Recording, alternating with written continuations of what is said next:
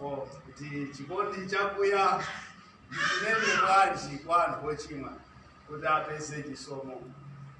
Ndiye ndinkaona ngati iyeyo mmene ankati chikondi chakuya ndingachilalikire bwanji kwa anthu ochimwa, ndinkaona ngati iyeyo ndi woyera. Koma kupitiriza kuti nanganso ochimwa ngati ine ndingawale bwanji. Nyakuti Nkhoswe yakani yafika. Yesu Khristu akupita kumwamba chinthu chimodzi adawauza ophunzira ake kuti ndikusiyirani Nkhoswe yemwe ndi Mzimu Woyera. Akabwera Nkhosweyo azakuphunzitsani zinthu zonse ndi kukukumbusani zonse zimene ine ndidakuwuzani. Ndiye tithokoze kuti Nkhoswe Mzimu Woyera ndiye khayo amene angathe kutiphunzitsa mu tsiku la lero. Amen. Amen. Mutu wa phunziro lathu malingana ndi maposta amene amayenda kuchokera thinki lachitatu unaloti mkazi wapajani kodini ndangati amene taona posta mutu wa utumiki unaloti chani? Mutu wa utumiki unaloti chani? Mutu wa utumiki unaloti mkazi wapachitomera. Mkazi wapajani? Ya, leo lalikiu unaloti ulalikidwe ndiya edatu edachokera koma chifukwa cha zovuta zina samvesa bwino mthupi. Ndiye ife tichitabe stiki pa mutu omwewu, iwo akazabwera tsiku lina azaufotokoza mutu kuti kodi mkazi wapachitomerayo amayeneleka kutani. Koma kwathu monga kutcholo tikati mkazi wapachitomera ngalero timakhala ngati promise tumale sindonto kodi mayeneka kumufumbatisa kasalo kofira kuti amene iyi ndi amene ndidzakwatire kusogolo. Ndiye mkazi wapachitomera padali zinthu zina kapena panali zinthu zina zimene samayeneleka kuchita chifukwa choti watomeredwa ali pa ulendo onena kuti tsiku lina azalowa m'banja ndi munthu wina. Ndiye analoti akuyeneleka azisala pa zinthu zina zimene iyeyo akuyeneleka kuti azichita ndi cholinga choti mwamuna wake azikondwera naye. Tikawerenga buku la Timoteo, Petro Paulo adanena nkhani kunena kuti Khristu ali ngati msilikali amene msilikali sakondwera ndi ntchito wamba. Chinthu chimodzi chimene asilikali amakhala nacho ndi discipline. Sakondwera ndi china chilichonse chimene honga wauze. Amakhala anthu a discipline, pali zina amakhala serious ndi cholinga choti asangalase mwini wawo amene adawalemba ntchito. Ndiye mkazi wapachitomeranso samayeneleka kukondwera ndi china chilichonse. Kaya anzake kalero timapita kumapate usiku, iye mkazi wapachitomera samayeneleka kudali kodi kupita kumeneko cholinga choti mwamuna wake akamamuona azikhala osangalasika kuti mkazi amene ndikufuna ine kumkwatira adzakhala chimene ine ndikufuna. Sichoncho kodi? Amen. Ndiye nkhani yathu ya tsiku la lero tidayilalikirapo nkhani mumpesa, koma poyilalikira nthawiyo tidangoyifukula. Ndiye pano tikufuna tiyitambasule nkhaniyo.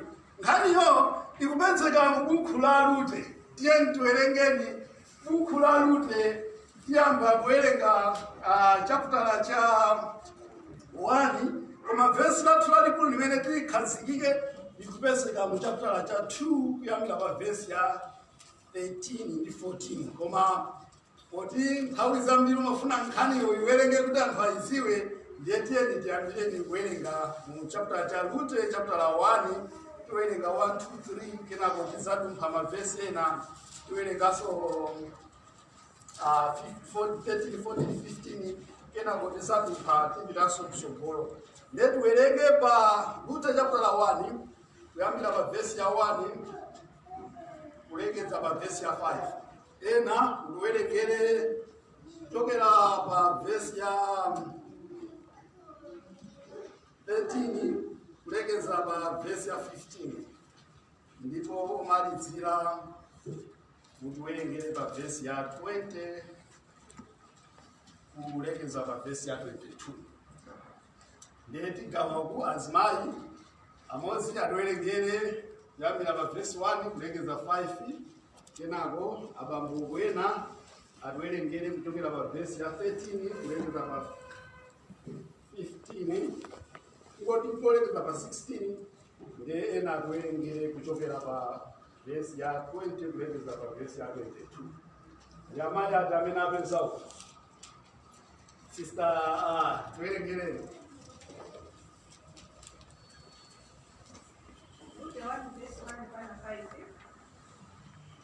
Ndipo masiku akweruza oweruza omunali njala mdziko.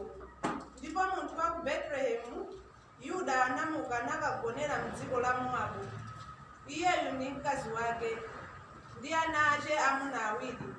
Dzina la munthuyo ndiye Elimeleki ndi dzina la mkazi wake ndiye Naomi. Ndi mayina ana ake awiri ndiwo Maloni ndi Kiliyoni, ndiwo akufulata ku Betelehemu Yuda. Iwowa ndipo analowa mdziko la Mowabu nakhala komweko. Ndipo Elimeleki mwamuna wake wa Naomi anamwalira, natsala iye ndi ana ake awiri. Nadzitengera iwo akazi aku Mowabu. Wina dzina lake ndiye Oripa, mnzake dzina lake ndiye Rute.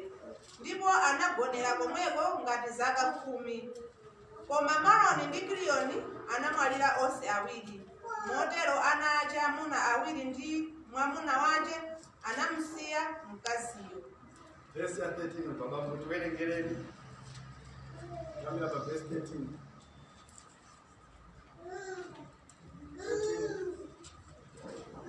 Bambwina losa vinaveza. Verse 18 akwena kuti kodi mudzawalindirira akakula, mudzadziretsa osakwatibwa? Iyayi ana anga, pakuti chandiwawa koposa chifukwa cha inu, popeza dzanja la Yehova latitulukira. Verse 14 nakweza iwo mawu awo naliliranso misozi, ndi Oripa anampsopsona mpongozi wake, koma Rute anamkangamira. Verse 15 pamenepo anati, taona m'bale wako wabwerera kwa anthu akwawo ndi kwa Mulungu wake, bwerera utsate m'bale wako. Nati Rute, musandiwumirize kuti ndikusiyeni, ndikubwerera osakutsatani, pakuti kumene mumukako ndimuka inenso, ndi kumene mugonako ndigona inenso.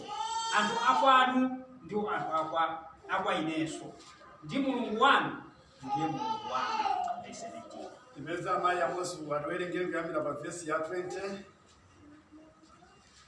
Verse 20 Koma anapenda nao kusandisha nao ndiye mara pakuti kwa mphamvu yonse anandichitira zowawa ndithu.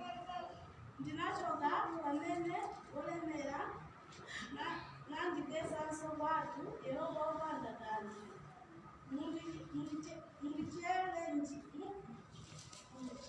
Mundicheranji Naomi, popeza Yehova wandichitira umboni wa kundisusa, ndi wamphamvu yonse wandichitira chowawa. Verse 22 momwemo anakwera Naomi ndi Rute Mowabu mpongozi wake pamodzi naye, amene anakwera kuchokera ku dziko la Mowabu. Ndipo anafika ku Betelehemu pakuyamba anthu kucheka balere. Mulungu akadalise kuwerenga kwa mawu ake. Amen. Amen. Tipemphere. Oyera ndinu Mulungu Atate wamphamvu zonse, tikuza kwa inu nthawi ino chifukwa cha mawu amene awerengedwa. Tikupempha mzimu wanu ubadze kukhala nafe. M'dzina la Yesu tikupempha. Amen. Amen. Tawerenga nkhani yosangalatsa kwambiri imene tayigawa m'magawo, imene ndi chikhulupiriro kuti mama minister amene tasalawa tikhala tikuona nkhani imeneyo. Nkhani iyi tiyamba kulankhula zofowoka za banja la Elimeleki. Chachiwiri tifotokoza kufunika kwa banja. Chachitatu nkhani tikamayiona kuyambira pa verse ya 13 tikamba za Adventist movement, nyengo yowawa imene Yesu okhulupirira Yesu Khristu ati azadusemo. Ndipo pomaliza nkhani tiona kulapa kotheratu kwa Naomi. Ndipo nkhani iyi tigawa kuti chifukwa chiyani kumapeto Naomi akulapa kotheratu anayeneleka akulapa chifukwa chiyani. Ndeti kamaimva kuchokera pa chapter 1 Bible silidatisiye ndi ma details latipasa ma details okwanira kuti ku Bethlehem Juda kudali njala. Ndiyani mafuna tisadayambe tione mauwa kuti kodi Bethlehem amatanthauza chiyani. Bethlehem amatanthauza kuti nyumba ya mkate kapena kuti nyumba ya bread. Ndi chifukwa chake Yesu Khristu anabadwira ku Bethlehem chifukwa choti iyeyo adzakhala mkate wa moyo. Amen. Amen. Ndetiyeni tioneni mawu oti Juda amatanthauza. Juda amatanthauza kumtamanda Yehova. Praise him. Nanga Alimeleki amatanthauza chiyani? Alimeleki amatanthauza kuti Mulungu ndiye mfumu yanga. Ndilankhula ichi lero lino kunena kuti mu Chihebru zina lina lililonse limene lili ndi el kapena limene lili ndi iel zinalo limatanthauza Mulungu. Likayamba ndi el ndoti likutanthauza kuti Mulungu ndi chakuti changa. Kapena likamalizira ndi iel limatanthauzanso kuti Mulungu ndi chakuti changa. Monga mwachisanso Danieli kumapeto kuli iel ndoti litanthauza kuti Mulungu ndiye mfumu yanga. Kaya tikapita pa Ezekieli ngati pali eli ndoti zinalo litanthauza kuti Mulungu ndi chakuti changa chifukwa choti maoti el amatanthauza kuti Mulungu. Ndinkona tikamawerenga buku la Luka Yesu adalira kuti Eloi Eloi pamene paja pali maoti el nde maoti el amatanthauza kuti Mulungu, kutanthauza kuti Mulungu wanga amandisiyira njira. Nde munthu zina lake adali Alimeleki kutanthauza kuti Mulungu ndiye ndani? Ndiye mfumu yanga. Ndiye akuti anali ndi mkazi wake amene anali Naomi amene amatchedwa kuti present. Ndiye anali ndi mwana ake Mashoni komanso Kiliyoni. Anawa mayina ongomvetsa chisoni chifukwa choti Mashoni amatanthauza kuti kudwaladwala. Kiliyoni kapena Kiliyoni amatanthauza kuti munthu wowonda chifukwa cha nkhawa. Ndipo sizikudziwika kuti chifukwa chiyani munthuyo otchedwa Alimeleki amene abambo ake popasa dzina adanena kuti mwanangayu dzina lake ndi Alimeleki, Mulungu ndiye mfumu yake, ndipo apasa anawa mayina omvetsa chisoni ngati amenewa. Ndati kumva zoti munthuyu amakhala ku Bethlehem Juda. Nde ku Bethlehem ko kudali njala. Ndiye adaganiza zonyamuka kupita ku Mowabu. Mwina tingofotokoza pang'ono nkhani ya Mowabu ndi mtundu umene unabadwa kuchokera mwa ana a Loti. Ana a Loti adathawa kupita ku phiri. Anawa anagonana ndi abambo awo ndi adapanga mtundu umodzi otchedwa kuti Mowabu. Nde munthuyu adanyamuka ndi kukakhala ku mzinda umene wotchedwa kuti Mowabu. Koma ati chifukwa chimene adanyamukira idali njala imene idali muzikomo. Ndiye ndimakhala ndi nkhawa kuti kodi njala yanji yokhala mu nyumba imene muli bredi? Chifukwa Bethlehem ndi nyumba ya mkate. Njala yanji yokhala kumene kuli nyumba ya bredi? Kodi inu mutamva zonena kuti nyumba iyi ndi kumene kumapangidwa bredi koma bredi ali kulibeko? Kodi inu musiya nyumba ya bredi ndi kupita kwina kumene simukuziwa kuti kodi nyumba iyi imatanthauzanji? Ndati kumuona munthu uyu kunena kuti pamene kudali njala adathawa kusiya nyumba ya bredi, kusiya Mulungu monga mfumu yake ndi kupita ku Mowabu. Ndiye tikamamva za munthu uyu timamva zoti adapita ku Mowabu adamwalira. Tikamawerenga ena amatithandiza kumvetsetsa kunena kuti it was not a sin, sidali tchimo kuchoka ku Bethlehem kupita kuti kodi ku Mowabu kukagula chakudya. Koma tchimo linabwera potenga banja lake ndi kukakhalira komweko ngati permanent residence. Tili ndi udindo ife aliyense amene ali muno kusamala banja lake. Mamawa kukacha si tchimo kupita ku ntchito, koma tchimo limabwera pamene ntchito ikutiphwanyisa ma responsibility athu kwa Mulungu. Ngati ntchito ikukupangisani kuti musapembeze Mulungu, ntchitoyo ndi chipinjo, sikhalanso mdaliso pamaso pa Mulungu. Ndiye ngati njala inampangisa munthuyu kuchoka pamaso pa Mulungu, ngoti njala iyi ndi chipinjo pamaso pa iye. Anayenereka kukhala pamaso pa Mulungu ngakhale ali ndi njala, chifukwa Mulungu ndi amene amapeza zonse, amapereka zonse. Sidachilendo m'Baibulo abwenzi ndi alongo kuti munthu achoke m'dziko ndi kupita kwina kuti akapeze chakudya. Timamva za Abrahamu amene kunali njala ananyamuka ndi kupita ku Egypt.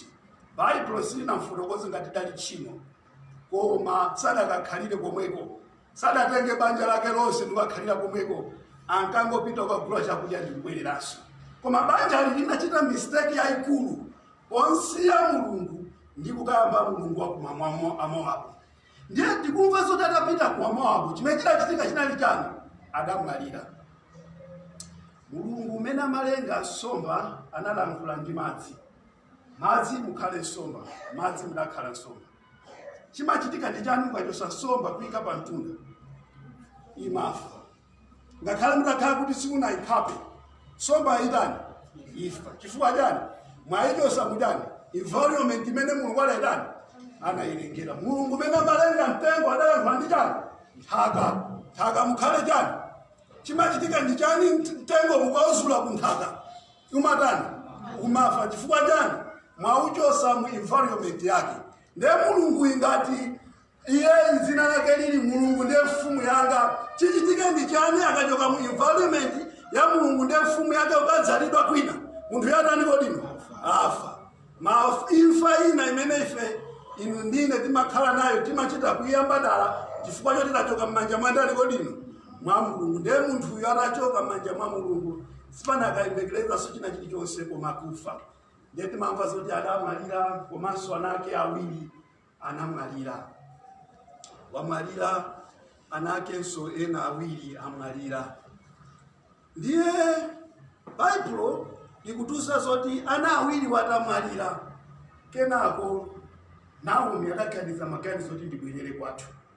Ndiye Baibulo likunena kuti ataganiza kuti abwerere kwawo, azipongozi ake awiri adantani kodino?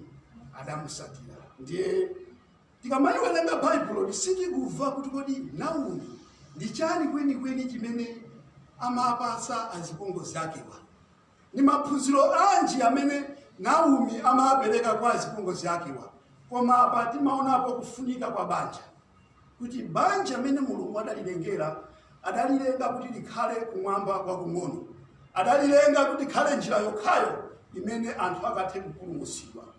Ndiye banja ali adalenga Mulungu ndi zizalo zonse zokhuza chipulumutso. Ndiye tikamaona nkhani iyi timapeza kunena kuti Naomi chifukwa chokhala bwino ndi ana apongozi ake awiriwa, Naomi azipongozi ake awiriwa adamuwumilira. Ndimakhala ndifunso imene ndimakhala nalo nthawi zonse kuti ndiyangati aife amene mutakhala kuti muli ndi azipongozi anu, tapena makwatira, tapena ndinu azipongozi kwa anthu ena, ndiye mamuna wanu amwalire, azipongozi anuwo akakhalebe ndi chidwi chokusunga ninu.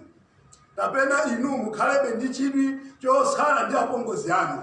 Ambiri aife tikakwatiwa zathu amakhala ndani kodino? Mwamuna amene tambwerera mva ine pano ndabwerera ndani kodino? Iwe wekha basi. Ena onsewa si abale anga ndizikuyang'ana ndani?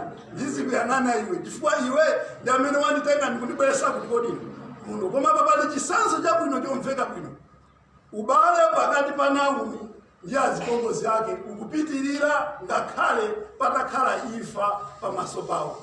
Ine ndimaona ngati mwina zikadakhala ngati kwathu kutcholoko, azipongozi akadamuthamangisa, akadathamangisa munthu nthawi iti usiku kuti iwe ndi amene wandiphera ndani kodino?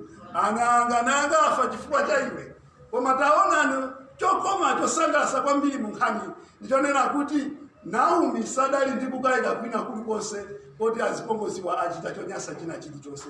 Ndi akuti anali kukhala nawo. Ndi tikayiwerenga nkhani iyi timaonesa kuti Naomi sadawauza apongozi akewa ali ku nyumba. Mukawerenga pa chapter 13 kuyambira kuti apa asibwererani. Ayi, anayamba kuyenda. ulendo obwerera ku Bethlehem. Ali mkati mwa ulendo obwerera ku Bethlehem ndi pamene Naomi adapereka speech yonena kuti bwererani. Pamenepa ndi pamene timaonapo choyamba Adventist movement. Chifukwa chani tikunena kuti pamenepa timaonapo Adventist movement? Tikati Adventist movement si movement imene asevesite atazayende, koma ndi movement imene wonse ondalira Yesu Khristu kumapeto adzakumane nawo. Ndiye chimene adzakumane ndi anthu ndi chani? Tikamaona mu prophecy zimayi amayimirira chani kodi? Mpingo. Ndizoona ndiye tili ndi Naomi apa amene ndi wamkulu akuyimirira chani? Mpingo. Tili ndi ndani? Azipongozi ake awiri amene ndi Rute ndi ndani kodi? Olipa. Amene wanso akuyimirira chani kodi? Mipingo. Ndiye tikuona kuti Naomi ndi munthu wokalamba, alibe mwamuna, sangathenso kukhala ndi chani? Mwamuna wina aliyense. Koma akuyenera abwerere kuti kwawo malinga ndi nkhani. Tikamawerenga mu buku la Enlighting imatiuza kuti tidzafikapo nthawi imene anthu tonse okhulupirira Yesu Khristu tidzakhala Khristu koma opanda Yesu Khristu. Yesu azakhala wachoka chipinda chotetezera. Koma amanena kuti ngakhale Yesu titi tidzasiyane naye, tidzakumana ndi Yesu kuti wodino kumapeto kwa nkhani. Ndiye tidzayenda moyo koma opanda ndani? Opanda Yesu Khristu. Koma ndi chikhulupiriro choti tikakumana ndi Yesu Khristu kumapeto. Ndiye apa pamene amauza anthu akuti bwererani, anapereka zifukwa zokwanira. Chifukwa choyamba, sindingathe kukhalanso ndi mwana wina. Mwamuna wanga wamwalira. Chifukwa chachiwiri ndichonena kuti olondakhala kuti ndakwatiwa lero ndikukhala ndi mwana sangakhale ngati wanu. Ndi anali kuwauza zonena kuti mubwerere mukapeza azimuna. Komanso mu vesi wadanena kuti mubwerere muzikapembeza milungu ya kwanu. Ndi ndani kodi? Ndi anthu akwanu. Bwererani. Ndiye timamva zoti wina ataziyang'ana Olipa adaona ndi kuti akulankhula zona. Tikumbukira kuti anthu wanu anali azaka zosapambana 30.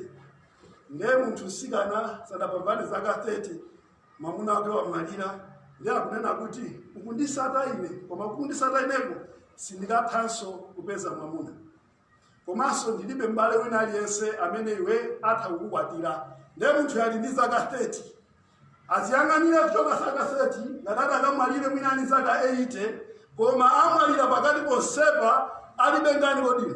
Alibe mwamuna.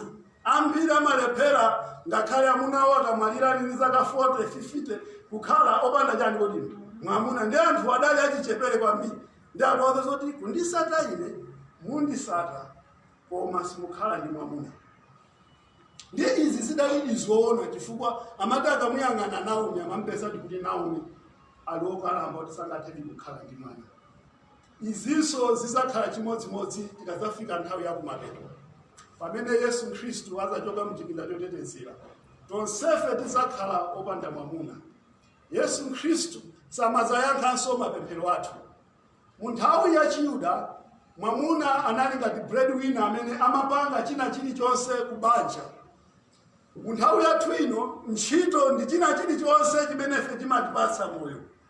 Ndiye tidzakhala ndi nthawi ngati imeneyi yonena kuti tidzayenereka kuyenda mu nthawi koma opanda chithandizo china chilichonse pa moyo wathu. Ndiye tidzakhala ndi zinthu ziwiri zimene ife tikuyenereka tichite. Tikamawerenga m'Baibulo, anthu awiri akapezeka m'Baibulo nkhani imasintha, si kamba za anthu awiri, imakamba za khalidwe. Tikawerenga Genesis chapter 4, ana awiri anapezeka m'Baibulo, nkhani sinakambezana, inakamba za chani? Khalidwe. Kodi Kaini ndi Abeli adatani? Abrahamu ndi Loti inakambaso za khalidwe. Esau ndi Yakobo inakambaso za khalidwe. Loti Mose ndi Aroni inakambaso za khalidwe. Ngakhale Yesu Khristu amene kuchipangano chatsopano mu mabuku a Mateyu 25 adanena kuti anthu awiri adzakhala mchani kodini? Munda. Wina azatani? Azatengedwa. Wina azatani? Azasiyidwa. Sananene anthu 4, sadanene anthu 3. Chifukwa chani? Anthu awiri nthawi zonse akamapezeka m'Baibulo amayimirira khalidwe kuti kodi uyu asankha thupi kapena asankha mzimu. Ndiye anthu awiri amene tikupeza ife mu chapter lachi akuyimirira kuti kodi uyu asankha mzimu kapena uyu asankha thupi. Kodi alola kuti ayende kukhala kupita kuziko kumene sakuonako mwamuna, sakuonako chakudya, sakuonako china chilichonse kuti chitha kumpasa moyo, kapena abwerera kuziko la kwawo kumene akabwerera akatha kukhala ndi mwamuna, azikapeza chakudya, azikapeza china chilichonse. Koma akabwerera kuziko la kwawo kuti sakapitiriza kupembedza Mulungu wa Israeli, akapitiriza kupembedza Mulungu wakuwamwako. Mchimodzimodzinso ife pamapeto pa nthawi tidzakhala nayo nthawi imeneyo. Ena akuthawa mtawo mapita mmamizi, ifikanso nthawi yothawa mmamizi kumapita mmapiri. Anthu akamaza thawa kumapita mmapiri, sikudadzakhala ndi chiyembekezo chonena kuti kumene ndikupita neku ndikapeza shuga, kapena kumene ndikupita neku ndikapeza chakudya, azidzangothawa. Koma chiyembekezo chawo chidzakhala mwa Yesu Khristu.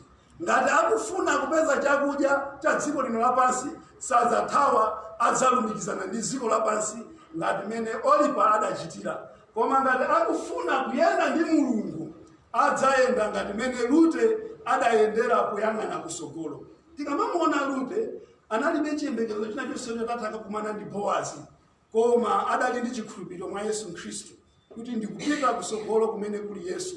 Sindikufuna kumusiya Mulungu amene ndamuziwa, sindikufuna kumusiya khaya ndikakhala kumeneko osakwatiwa Mulungu kwa yeye kwatani kodino kukalemekezeke kwakhala ulemerero. Kotero kuti ankayenda mwachikhulupiriro. He was walking by faith, not by sight.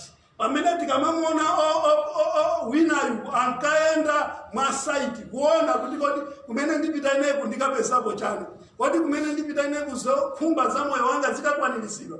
Nde nthawi zonse maso athu amaona pafupi, koma tikamaenda mwa chikhulupiriro chimachosa ma obstacles wonse amene ali munjiramo. Nde tikupeza kuti Rute anayenda mwa chikhulupiriro. Ndipo tikamawerenga buku la Heberi amatiuza kuti chikhulupiriro ndikukhala ndi chiyembekezo cha zinthu zosatani kodino zosaoneka. Kukhala nacho kuti ineyo ngakhale ndikuyenda ndikupita uku, kulibe mwamuna, kulibe chakudya, koma ine ndili nacho chikhulupiriro kuti Mulungu wanga akakwanisa kundipasa chanine, kundipasingira zonse. Ndiye timaona kuti anthuwa anabwerera kupita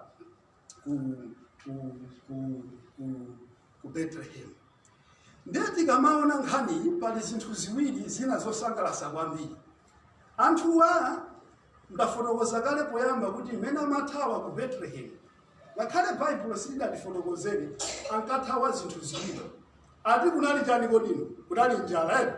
Ndiye akuthawa kupita kuti kumowapo. Kodi njala ndiyoopsa bwanji?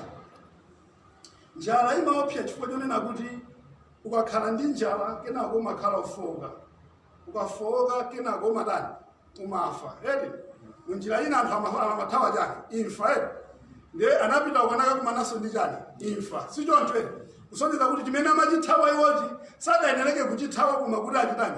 Achigonjese, chifukwa anthawo amene adasalira mbuyo ku Bethlehem, Mulungu adawapeza ndipo adalisa ndi chani kodino? Ndi zakudya kumeneko. Ndiye tikumva zonena kuti ayenda ulendowu afika kumapeto. Naomi Rute wakakamira kuti ine ndiyenda nanu mpaka ndikafika kumapeto. Ndiye tikupeza apa kunena kuti Rute atafika ku Bethlehem ndi Naomi, anthu akuwasangalalira anthu amenewa. Ndiye akuwasangalalira kuti anali kuimba nyimbo zomusangalalira Naomi komanso Rute.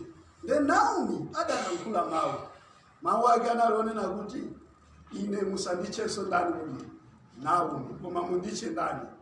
Mara. Kutanthauza kuti Mulungu wandichitira chani zoyipa. Ndiye tikayiona nkhani iyi ndikuyiyelekeza ndi fanizo la mwana olowelera mu Luka chapter 15. Tikukumbukira fanizo limenelo. Mwana uja atabwerera, atate yake akumunyadira kuti iwe ndiwe mwana wanga, adanena kuti atate musanditchenso ine ndani kodine? Mwana wanu sindikuyenera kukhala ndani? Mwana wanu iyayi. Uyunso akubwerera akukana kutchulidwa dzina loti ndani? Naomi. Akuti ineyo sindikuyenekanso kutchulidwa kuti Naomi.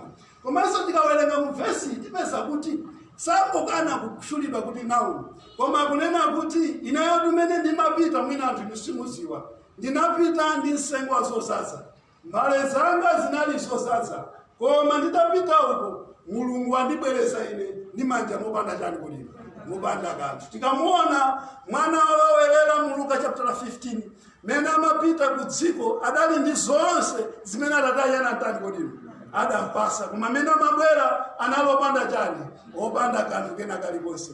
Ndati tikamuonanso statement ya Naomi akunena kuti ndinapita ine odzaza, koma Yehova wanditani, wandibwereresa opanda kanthu.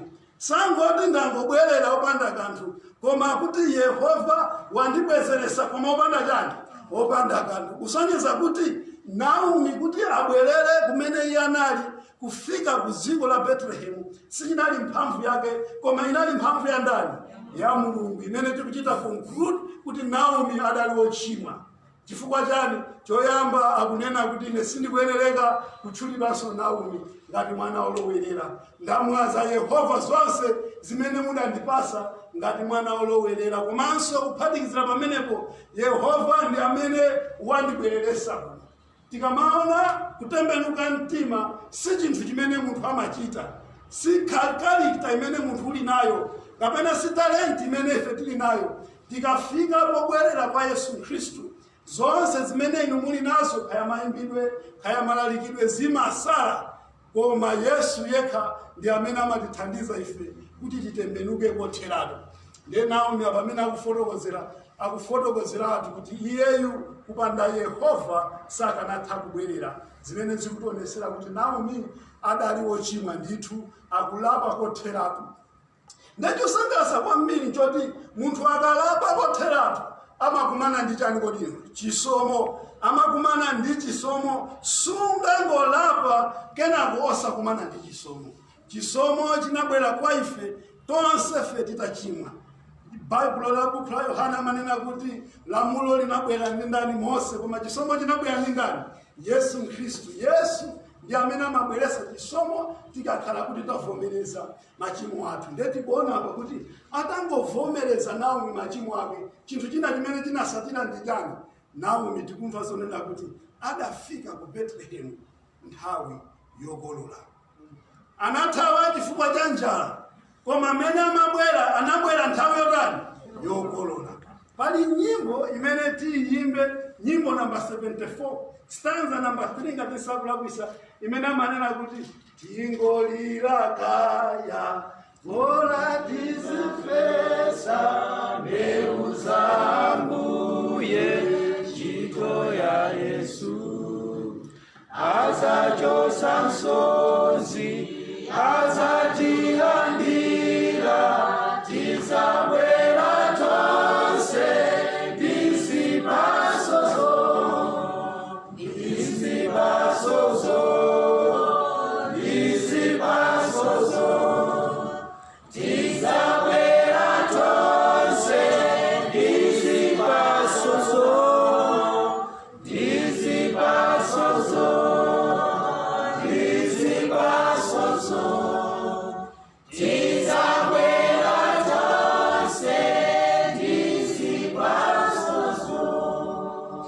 Olemba nyimbo hii adaitenga Musalimo namba 162. Oilemba nyimbo hii Musalimo namba 162 adalemba kuti kaya nthawi yofesa iwe ukulira, kaya nthawi yofesa iwe ulibe china chilichonse chotutha kufesa, koma nthawi yotuta ukakhala kuti wakhulupirika pamaso pa Mulungu ndi kumuza Yehova nthawi za nkhawa zako, nthawi yotuta uzabweranso nawe ndi chani kodiwe? Ndi zipaso pamaso pa Mulungu. Naomi nthawi imene anthu ankafesa iye anali ali ku Mowabu. Nthawi imene ankafesa analibenso nthawi yodatha kutolera china chilichonse, koma nthawi imene ankabwerera ku Bethlehem, Bible likutiuza zoti adapeza nthawi yokolola. Kwakoma kotani kuyenda ndi Mulungu. Mulungu wathu amatipasa ife provision pamene tasankha kuyenda naye. Mulungu sangotilola ife kupanga chisankho choti tisiye zinthu za dziko lino lapansi, akuziwa zoti satha kutikwanisa kutidyesa. Tiyerekeze mwachisanzo muli ngati ine tikugulisa madrugs china chilichonse, koma madrugs wanda amene akusamala banja lathu. Pamene mwasankha chisankho choti ndikubwereranso ku Betlehemu, mukamakapita ku Betlehemu mukapeza nthawi yotani kodino yokolola. Mulungu akakupasani nsengwa zozaza kusonyeza kuti Mulungu wathu ndi Mulungu wadongosolo amene amamuona wochimwa ali patali ndikumuza zoti siya izibwerera ku nyumba kwake uzapeza chani kodino chakudya chokwanira. Ndi tikamayiona nkhani Naomi atangolapa akupeza nthawi yotani kodino yokolola imene akutolera nsengwa zambirimbiri. Komanso chinthu china chimene tikuchiona mu nkhani ndichonena kuti Naomi ndi Rute asankha kubwerera mbuyo. Mukazayiwerenga chapter 2 chimene tikunena kuti chisomo chidampeza Rute. Naomi malinga ndi chapter 2 sakumuza Rute munda oti akatolere kapena akaphale kapena akasakesake zakudya. Ayi, Bible kuti Naomi adangomuza zoti utha kupita ndi nthawi yokolola. Koma Rute munda woyambirira kupita kukatolera zakudya unali munda wa Boaz. And Boaz adangomuona Rute, Boaz adapeza kuti anamusirira kwambiri Rute. Nanena kwa ntchito ake mutsamaleni paseni zakudya zosiyana-siyana. Munthu amene adali adye zakudya zosiyana-siyana. Now Rute pochemuka izakudya zikupita nawo wapongozi yake akuti kuti zinthu zazitenga kuti ali pali munthu wina wake zina yake ndani ali Boaz amene yoto ndi mmodzi mwa abale athu. Kuteroko atha kuchita njira yonena kuti atha kukukwatira. Mzake wa Rute Olipa adasiya kuona kuti ndikapita ku Bethlehem sindikapeza chani kodini mwamuna. Rute adamuona mwamuna koma mwachani mwachikhulupiriro. Adaona kuti iyeyo akamusata Yesu Khristu akasiya zinthu za ku Moabu ndikuwasiya Amoabu wonse koma ndikuyenda m'mapazi a Yesu Khristu. Mulungu amene ali olenga, Mulungu amene alopereka china chilichonse adzamtanini kodino adzampasa zokhumba za mtima wake. Lero linonso inu ndine tikupembedza Mulungu yekhayekhayo amene tikasankha kusiya dziko lino lapansi tikasankha kuyenda mapazi a Yesu Khristu, Yesu sazatikhumudwisa chifukwa sadayambe watikhumudwisapo. Pomaliza verse losangalatsa kwambiri imene ndali mnena kuti tilimalizira ndi limene likupezeka mu Rute chapter 2 kuyambira pa verse ya 13.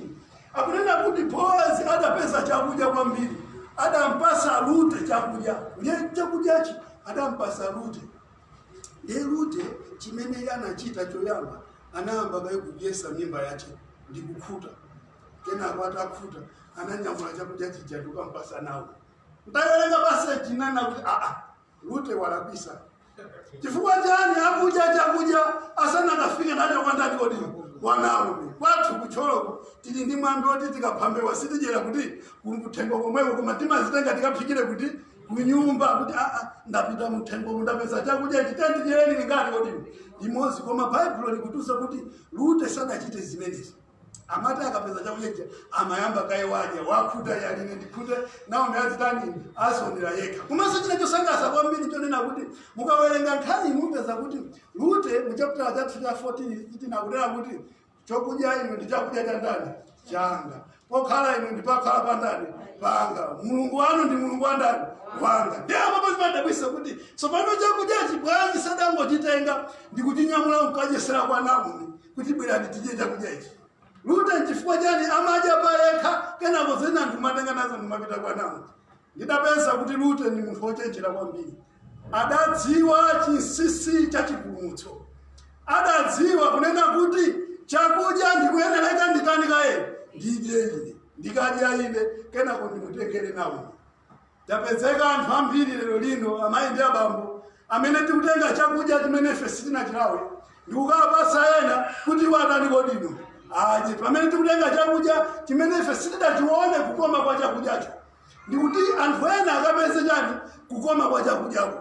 Koma Rute sadati choncho, adanena kuti ayi ine chakudyachi ndiyamba kaye ndichijeni ngati chili chokoma ndikamuuze Naomi kuti chakudyachi ntotani kodino nchokoma chifukwa ine ndachidya ndachichita chani ndachichita test.